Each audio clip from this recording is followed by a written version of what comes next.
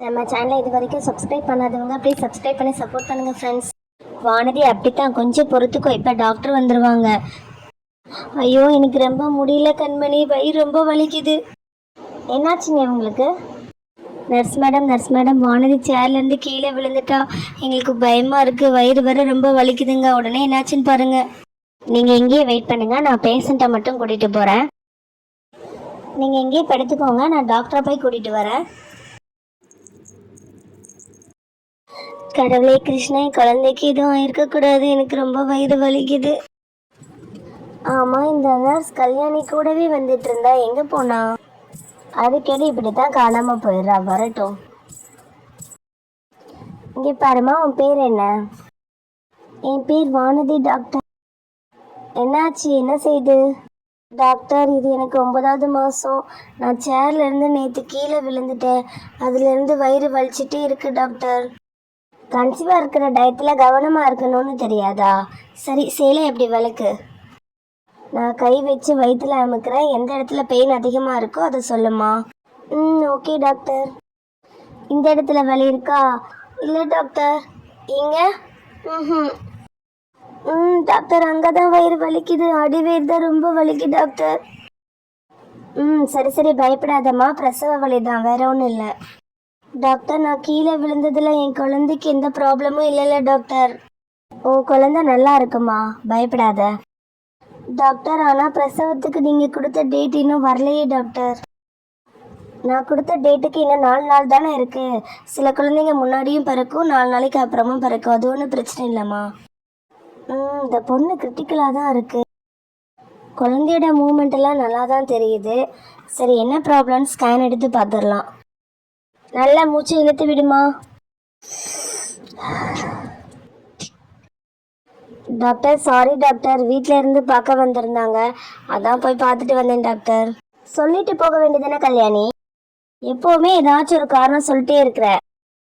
சரி, இந்த பொண்ணு கூட யார் வந்திருக்காங்க? இந்த பொண்ணுக்கு பிரசவ வலி வந்துருச்சு, கொஞ்சம் கிரிட்டிக்கலாக தான் இருக்கு, நிறைய ஸ்கேன் எடுக்கணும். நான் எழுதி தர ஸ்கேன் எல்லாம் இந்த பொண்ணுக்கு எடுத்துருங்க. Okay doctor. கல்யாணி, பிரசவத்துக்கு உண்டான ஃபார்மாலிட்டிஸை எங்கள் ரிலேஷன் கிட்ட சொல்லி சைன் வாங்கிருங்க. ஓகே? Yes doctor. அம்மா, வயிறு வலிக்குது. அண்ணி, வானதிக்கு குழந்தைக்கும் என்னாச்சுன்னு தெரியல, எனக்கு ரொம்ப பயமா இருக்கு. நீ சேர்ல இருந்து வர கீழே விழுந்திருக்கா, குழந்தைக்கு ஏதாவது ஆயிருக்குமோன்னு எனக்கு ரொம்ப பயமா இருக்கு அண்ணி. பயப்படாதீங்க வருண், வானதிக்கும் குழந்தைக்கும் எதுவும் ஆயிருக்காது, அவங்க 2 பேரும் நல்லா இருப்பாங்க. பிரசவத்துக்கு டாக்டர் கொடுத்த டேட்டு இன்னும் 4 நாள் தான் இருக்குது. ஒரு வேளை பிரசவ வலி தான் வந்திருக்கும், அதனால நம்ம பயப்பட வேண்டாம், நீங்கள் எதுவும் பயப்படாதீங்க. கடவுளே கிருஷ்ணா, அவங்களுக்கு எதுவும் ஆயிருக்கக்கூடாது, 2 பேருமே நல்லா இருக்கணும். இதோ நர்ஸ் வந்துட்டாங்க.